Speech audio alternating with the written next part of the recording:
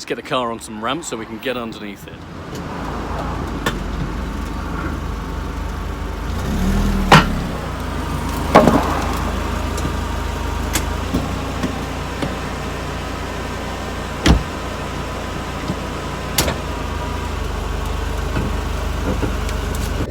Getting it onto the ramps was actually pretty straightforward. As long as those wheels are sort of central on the ramps, we know it's good.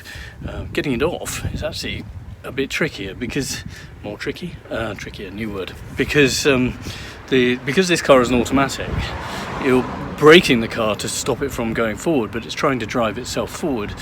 The front wheels brake better than the back wheels, so the rear brakes release before the front ones do, and then the drive wheels will try and drive, which means it's trying to stay still whilst pushing the ramps away, and inevitably the ramps will push away. So we really need to do this rolling it off in neutral if we can, or by sort of cleverly managing it so that it doesn't push the ramps away. Well, we'll give it a go.